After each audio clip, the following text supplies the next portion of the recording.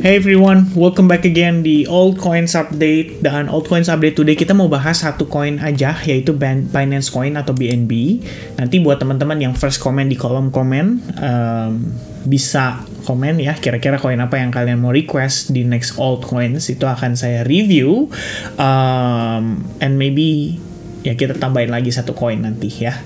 Dan banyak banget requestnya teman-teman. Kemarin udah kita penuhin ya, Doge, Shiba Inu, PP Coin, itu udah paling banyak nanya tuh PP ya. Setiap kali saya live tuh ditanya terus, PP gimana, PP gimana, PP gimana. Saya nggak tahu tuh kenapa ya. Mudah-mudahan bukan karena sangkut. Mudah-mudahan karena dia cuan tapi dia bingung mau take profit di mana. Mudah-mudahan begitu.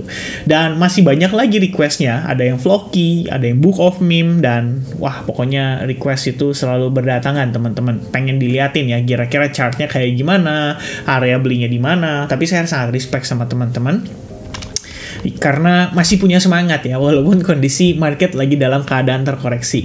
And guys, di previous video yang Bitcoin itu udah hampir 1000 likes. It means live streaming sebentar lagi. It means live streaming kelihatannya akan kita lakukan ya by the end of this week. So thank you so much buat teman-teman yang udah kontribusi, yang udah support terus YouTube channel ini. Semoga kita terus bisa memberikan dampak yang positif buat teman-teman semua yang hendak belajar. Karena saya lihat banyak banget feedback positif nih, ngebahas di Dogecoin video yang terakhir itu, katanya banyak dapat insight ya seputar supply demand dan lain sebagainya. Ya mudah-mudahan bisa bermanfaat ya teman-teman. Nah ini Binance menjadi topik menarik ya. Udah berapa kali ditanyain di YouTube channel saya juga, Binance gimana nih, katanya nggak ada di Play Store gitu. Sebenarnya kalau buat saya sih nggak pusing. Binance ini kan company global ya, dalam tanda kutip kita tahu ini perusahaan beroperasinya tuh secara mendunia, bukan cuman di specifically satu negara teman-teman. Dan sejauh ini memang Binance selalu bermasalah dengan regulasi ya kan, regulasi di setiap negara yang dia rencananya mau beroperasi ya. At least paling hot terakhir itu US lah ya, Binance US ya kan, itu kena problem, kemudian CZ sampai harus turun dari tahta CEO ya kan. Dan ya itu adalah satu buah apa ya, kalau kita bilang sebenarnya satu buah upaya ya yang mereka lakukan untuk nge-acquire market di US gitu. Dan terakhir setahu saya kalaupun ada masalah ya harusnya udah sempat bisa disettle sih dengan US regulatory. Dan bila itu terjadi ya saya pikir seandainya Binance memang bisa beroperasi di US dengan baik dan bisa mengambil market di sana dengan baik, ya ini masih menjadi satu buah alasan kenapa Binance mungkin masih menjadi the biggest exchange ya di luar sana. Bahkan di compare dengan Coinbase teman-teman, yang dalam tanda kutip dari awal udah jelas ya kalau Coinbase itu punya regulasi itu di US teman-teman. Nah Binance mendunia di Indonesia ya, pertanyaannya dia perlu nggak sih acquire license di Indonesia supaya ibaratnya bisa beroperasional di sini. Ya, saya nggak tahu ya seberapa besar nih market di Indonesia gitu kan. Kalau misalkan besar banget ya mungkin mereka perlu gitu. Dalam artian ya mereka harus bayar izin lagi, harus berurusan dengan pihak-pihak lembaga yang mengatur seputar regulasi di Indonesia. Dan apakah itu mudah? Ya kita nggak tahu teman-teman, karena saya bukan orang yang punya exchange ya. Tapi harus banyak-banyak tanya sama orang-orang yang punya exchange teman-teman sekalian. Nah jadi berbicara soal Binance ya, Binance ini saat ini sebenarnya kalau kita ngelihat dia lebih aktifnya di Dubai ya. Dari 2023 seingat saya memang mereka udah ada upaya ya, kalau nggak salah the first time ya CZ itu pindah ke Dubai ya kan, untuk beroperasi di Dubai itu udah lumayan lama teman-teman ya. Kalau nggak salah semenjak China ya, pertama kali China ban kripto. Habis itu nggak lama Binance udah mulai tuh ya berpindah-pindah tempat ya teman-teman. Ada di sana, dan di mana-mana gitu kan. Ya sekarang memang di mana-mana sih dia ya. Nah intinya gini, Binance di Dubai itu sebenarnya dia udah proses pengajuan license juga kok.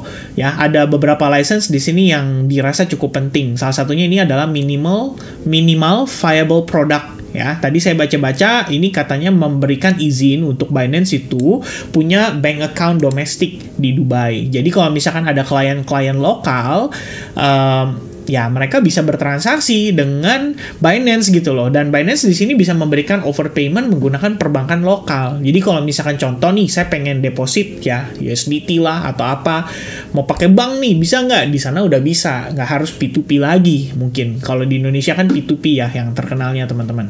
Nah kemudian provisional license ini udah disetujui di 2022. Kemudian operational MVP license yang tadi dijelasin nih teman-teman, artinya memang dia udah eligible untuk bertransaksi dan bahkan istilahnya buka toko lah ya di sana gitu loh, buka perusahaan di sana dan udah jalan gitu kan. Full market product nih, license yang terakhir ini adalah step ketiga dari yang keempat kalau nggak salah teman-teman ya. Dubai has 4 stages of licensing process and Binance has now cleared 3 of those stages. Ya, with the license for the full market product remaining expected after a demonstration of compliance with all the rules. Jadi mungkin dia berjalan dulu. Kalau misalkan bisa diikuti, ditaati aturan-aturannya, mereka bisa dapat license yang terakhir itu. Dan kalau itu sudah sukses, harapannya ya bisa masuk lagi ke Jepang. Kemudian bisa gerak lagi di Jerman, Austria, Belgium, and Netherlands. Ya, bahkan mungkin ya US juga bakal mikir-mikirnya lebih gampang gitu kan nanti untuk didapat gitu. Oh, dia aja di Dubai diizinin gitu kan. Ya udahlah di US nanti mungkin lebih dipermudah. Ya itu satu bayangan saya ya ngelihat Binance serius gitu. Dan ya pertanyaan lagi nih. License di Dubai ya compare mungkin dengan di Indonesia gitu ibaratnya ya. Menurut kalian gimana ya? Saya nggak nanya spesifik ya, saya cukup tanya gimana. Nah itu kan biasa tuh teman-teman viewer suka nanya ya, kok Zilliqa gimana ya, kok Theta gimana ya, gimana apanya nih, kan nggak spesifik nanyanya. Ya saya juga tanya balik ke teman-teman ya, menurut kalian license di Dubai dan license di Indonesia gimana teman-teman ya. Nah jadi apakah hilang di Play Store menjadi kendala? Ya of course mungkin kepanikan ya buat beberapa orang yang kurang begitu paham ya, ngelihat di Binance, wah udah nggak ada nih Binance di Play Store, kenapa nih ya kan. Ya itu sebenarnya kan bentuk upaya ya dari pihak Indonesia juga untuk menegakkan company-company yang dirasa dalam tanda kutip ilegal. Ilegal itu artinya belum punya license di Indonesia untuk beroperasi. Jadi dia coba untuk dikeluarin gitu ya. Supaya apa? Supaya nggak bisa transaksi di sana dan mungkin lebih pakai yang lokal punya ya. Sekiranya seperti itu. Nah, Binance ini punya masalah memang dengan regulasi ya, back and forth, tapi at least Dubai udah sukses dia ya. Di sini saya tadi baca ya, Binance close to getting Dubai VASP license after CZ deal. Ya, ini saya nggak tahu dealnya apa, tapi saya rasa ya terlepas dari kondisi itu semua, mereka udah serius lah dalam mengerjakan istilahnya segala keperluan license untuk mereka bisa beroperasi di Dubai. Nih ya, tuh udah dari 2023 guys, sudah lama ya. Kemudian yang recently terbaru kan yang lumayan hot itu di Nigeria ya. Kalau nggak salah satu pemimpin Binance di Nigeria tuh lagi bermasalah tuh ya, lagi berusaha untuk kabur teman-teman. Ya itulah ya, saya pikir upaya-upaya untuk menjatuhkan Binance ya selaku biggest exchange ya, intinya makin tinggi ya goyangannya semakin berasa lah ya. Ya kira-kira seperti itu guys. So dengan kondisi-kondisi seperti ini ya, there's so many good news at the same time. Kita juga tahu market mungkin belum dalam keadaan yang benar-benar ideal gitu. Terus yang terakhir recently informasi yang kita dapatkan katanya Binance habis mindahin dana SAFU mereka ya, convertnya ke USDC teman-teman. Jadi sekarang ya bisa dibilang lebih transparan lagi. Kalau misalkan teman-teman tadi ngecek ya dia punya artikel terbarunya nih. Ini dari beberapa Twitter baru di Binance ya. Ini Dubai tuh aktif community-nya ya kan. Walaupun kemarin saya lihat dari Pak Andreas ya. Pak Andreas kebetulan lagi ada di Dubai kan. Katanya lagi banjir teman-teman ya. Banjir udah kayak di Jakarta ya. Nah ini dijelasin teman-teman ya, Binance Clubhouse Dubai is in full swing. Ya mereka terus aktif ya menjalankan aktivitas-aktivitas yang bisa dibilang mengumpulkan atau meningkatkan mungkin trust dari para penggunanya gitu kan. Today, all SAFU assets ya will be converted to USDC, bolstering reliability and stability at $1 billion. Nah, ini sebenarnya ya, kalau kalian tahu ya, Binance SAFU itu terdiri dari beberapa token. ada Bitcoin, ada BNB, terus waktu lalu tuh ada USDT, ada BUSD, terus kan Paxos bermasalah ya, nggak mau minting lagi tuh ya BUSD. Makanya Binance berubah tuh dari BUSD jadi TUSD saat ini. Benar nggak ya teman-teman? Atau FDUSD ya? Kayaknya FDUSD deh ya kalau nggak salah. Nah, kemudian kalau kita lihat Bitcoin, BNB, ini kan volatile ya teman-teman ya. Volatilitasnya bisa dibilang terasa. Jadi sebenarnya untuk ketahanan dana, andai kata ya, amit-amit ya kan, namanya kita nggak ada yang tahu ya teman-teman ya. Even sekelas FTX ya, walaupun ternyata setelah dibuka bobrok ya. Kalau Binance mudah-mudahan dibuka nggak bobrok gitu kan. Intinya adalah mereka nge-swap Bitcoin dan BNB mereka ke aset USDC.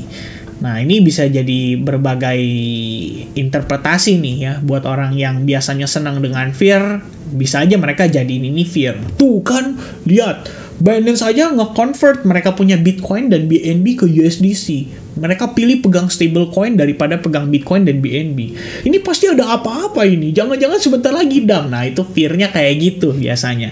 Tapi kan kalau misalkan kita berbicara dari sisi company, ya memang lebih baik mereka pegang stablecoin. Supaya apa? Memastikan value yang mereka pertahankan itu stabil di angka $1 billion. Ya, di sini kan mereka pengen SAFU itu apa sih ya?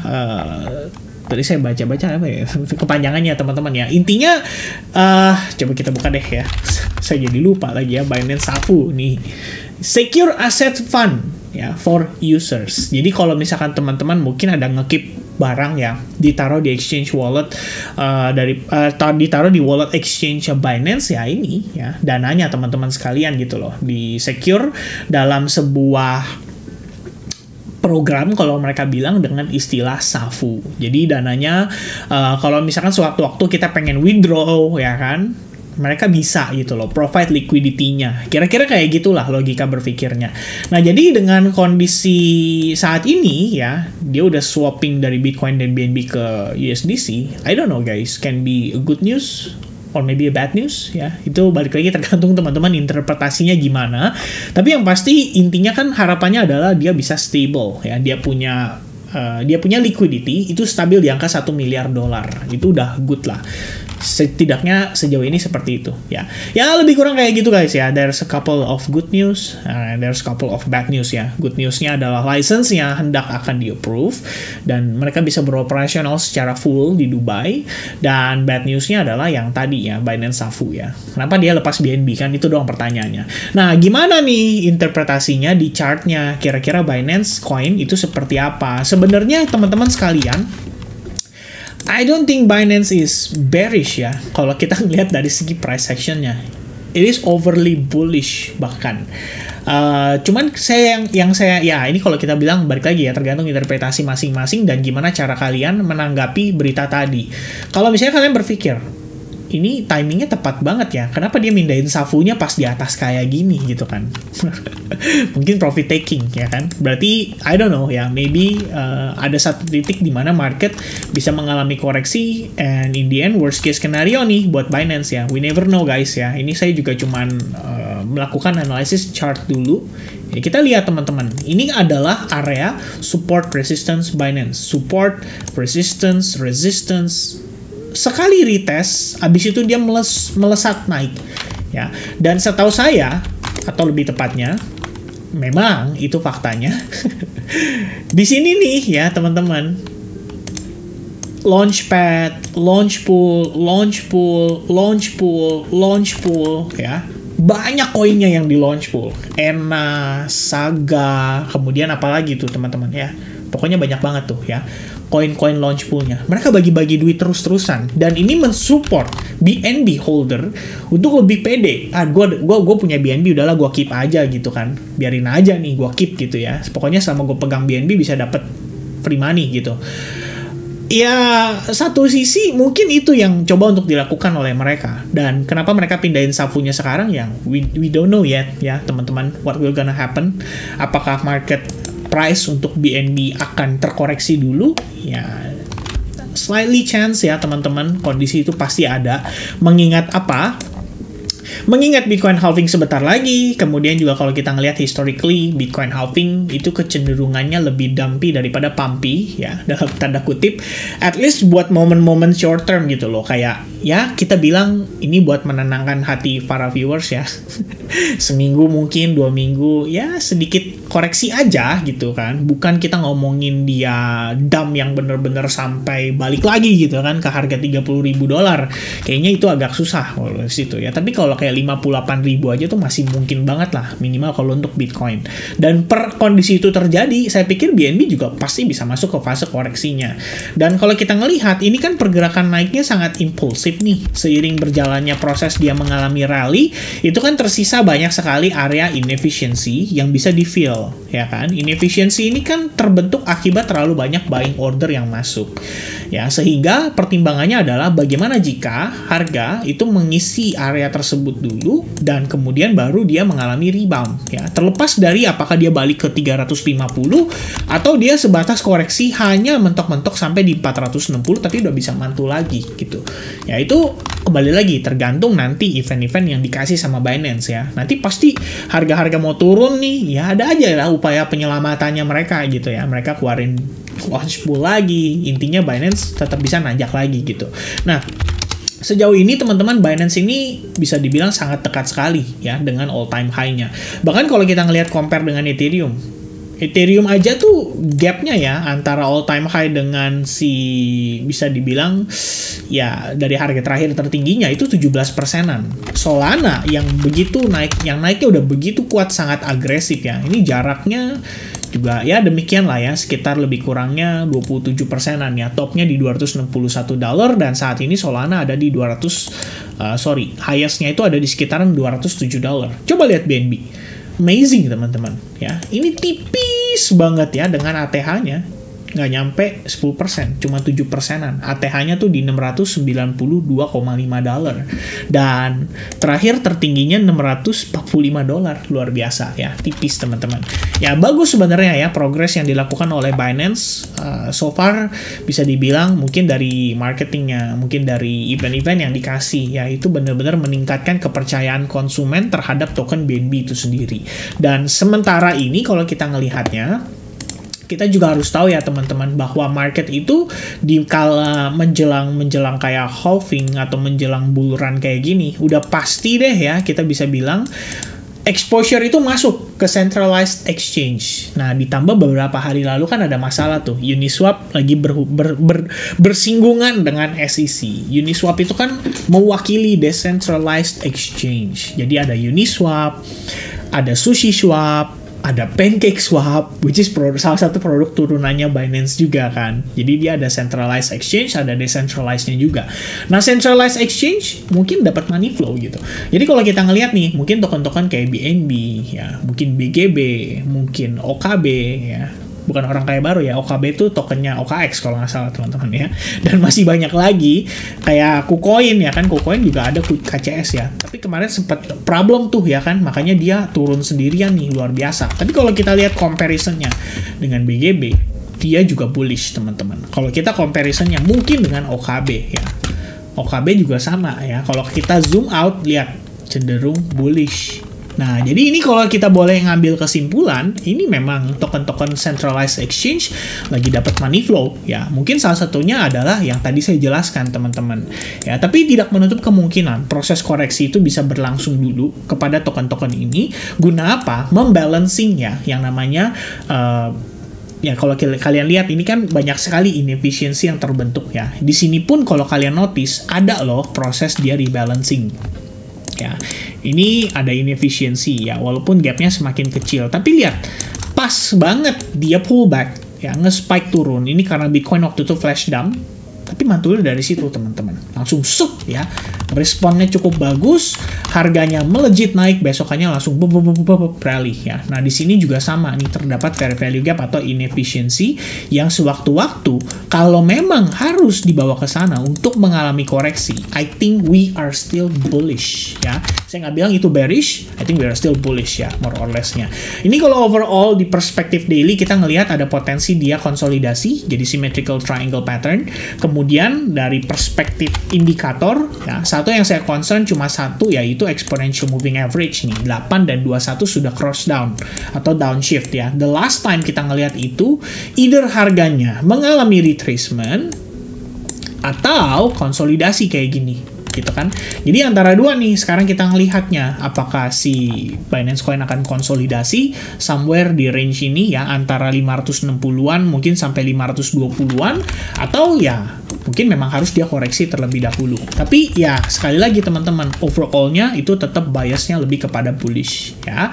Nah, berikutnya ini adalah pandangan dari perspektif time frame 1 hour-nya ya. Mungkin saya coba untuk detailkan kepada teman-teman ya. Sebenarnya kalau dari perspektif 4H, kita tuh punya support line ya. Support line ini yang at least kalau saya bilang lebih better daripada Bitcoin ya. Kalau kita lihat Bitcoin tuh kemarin udah ada upaya dia bergerak lower low.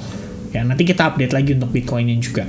Nah, kalau kita lihat saat ini, Binance itu technically masih higher low, ya. At least kalau kita abaikan fake out ini, ya ini fake out yang luar biasa ekstrim, ya. Kalau kita abaikan, ya ini technically masih higher low. Bahkan kalau kalian pakai line chart, ya ini juga masih higher low gitu kan. Tuh, lebih kurangnya begini teman-teman. It's still higher low. So, is it good? Ya, apakah kita akan melihat Binance mengalami reversal? Nah, ini yang saya pengen highlight ke teman-teman. Satu, ya, kalau kita ngelihat secara struktur saja, kita nggak bisa pungkiri bahwa Binance ini strukturnya masih bearish. Ya, kita ngelihat dia create lower low, kemudian di sini dia pullback, dia create tekanan jual lagi, kemudian kemarin ya sempet dia nge-spike sampai di bawah lebih rendah gitu kan, istilahnya dia create lower low. Jadi kalau misalnya saya boleh ambil kesimpulan teman-teman saat ini, secara struktur masih bearish ya. High point ketemu dengan high point ini ya, ini saya extend ke bawah seperti ini, lebih kurangnya kalian bisa lihat ya, ini saya adjust dikit ya supaya kelihatan lebih enak aja. Nah ya, lebih kurangnya ini kalau kita notice ya, ini pergerakan Binance Coin masih under the trend line. Kemudian kalau kita melihat secara detail ya, by pergerakan di sini, ini ada high point, ini adalah low point, ini adalah high point, ini adalah low point. Nah, reaksi yang ditimbulkan tadi itu nge-spike teman-teman. Kalau kita ngelihat dari segi volume ya, ini volume nih, sellers volumenya gede, buyers volume mengecil. Ini high, istilahnya candle-nya bullish banget ya, tapi kalian lihat volumenya kecil banget di bawah. Timbul pertanyaan, apakah ini adalah real buyers or not? Ya, that's the first question. Kemudian dia naik nih, 1, ya, 2, 3, 4. Ini adalah volumenya nih, yang terakhir nih teman-teman tuh. Kalau kalian notice, lebih tinggi yang mana di compare dengan yang ini? Ketika malah ada spike ya, pin bar di atas teman-teman dengan fake out panjang ke atas, volumenya malah lebih gede. It means apa? Ada possibility selling pressure lebih besar daripada buying pressure-nya. Dan salah satu reason itu bisa terjadi, ini bayangan saya ya. Pertama teman-teman, ini kan adalah area supply nih. Ya, saya akan marking seperti ini. Ya, saya tulis itu dengan istilah S1 teman-teman ya. S1 itu adalah supply time frame 1 jam. Ya, seperti ini. Nah, ini S1 teman-teman. Nah, kalian notice terjadi fake out di atas area tersebut. Nah, ini kalau misalkan ada short sellers nih, mereka mungkin open sell di, katakanlah ya, mereka ngelihat, oh ini order block nih ya, ini kalau misalkan gua sell short di sini, stop loss gua di mana ya? Probably di atas high point ini atau di atas high point itu.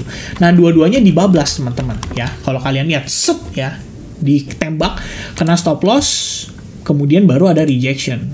Nah, ini kemungkinan saya nanggepin ini adalah dua kondisi liquidity sweep. Ya, di saat yang bersamaan kita juga melihat di sini terdapat inside bar. Nah, kalau saya boleh ambil kesimpulan guys, ini kita di perbatasan ya antara Binance bisa reversal ya, BNB bisa reversal, dia back to bullish, dia breakout dari trend line, dia breakout dari supply-nya, kemudian Anda lihat nanti ada kecenderungan apa, either dia koreksi atau gimana, itu nanti jatuhnya jadi bisa seperti inverted head and shoulders ya, jatuhnya ya kayak gini teman-teman. Atau ya saat ini mempertimbangkan Bitcoin-nya juga, ya saya berpikir ada potensi untuk Binance Coin masih bisa koreksi dulu gitu loh. Dia reject dulu. Mungkin kalau misalkan emang kita pengen lihat dia bullish ya, harapannya kan pasti kayak gitu buat holder-holder BNB nih. Ya kalian perlu perhatikan ya, ini ada SNR kan. Jadi timbul pertanyaan, ini memang fake out ya, atau Atau dia hanya break dan create lower low. Habis itu di sini baru dia fake out sebelum another lower low. Ya, terlepas dari kondisi itu semua, kalaupun memang dia harus turun, minimal dia harus pertahanin $523. Kalau dia bisa bertahan di situ, ini bagus untuk Binance gitu ya. Mungkin inverted head and shoulders-nya terbentuk di situ. Jadi saya nggak heran kalau memang dia harus turun dulu. Tapi kalau dia langsung breakout impulsively, nah itu teman-teman bisa ambil kesempatan ini untuk ya mungkin kalian yang berencana mau buy atau long di futuresnya ini bisa dimanfaatin gitu. Tapi syaratnya adalah kita harus flipping area supply ini dulu untuk memastikan bahwa ini adalah valid reversalnya. Higher high, higher low, higher high, probably higher low, dan kemudian higher high, baru higher low lagi. Ya, kira-kira seperti itu teman-teman sekalian. Ya, for now, kalau misalkan dia belum berhasil, ya kita harus mempertimbangkan kemungkinan terburuk dulu. Bagaimana jika ini adalah liquidity sweep saja, before another push ke harga lebih rendah. Itu dulu teman-teman. Alright, semoga cukup jelas dari informasi yang saya sampaikan ya. Bias ini saya jelaskan cukup panjang, cukup lebar, tapi semoga teman-teman bisa dapetin manfaat yang baik ya dari apa yang saya coba untuk sampaikan. So God bless to you all, and I'll see you guys again in the next update. Cheers, bye-bye guys.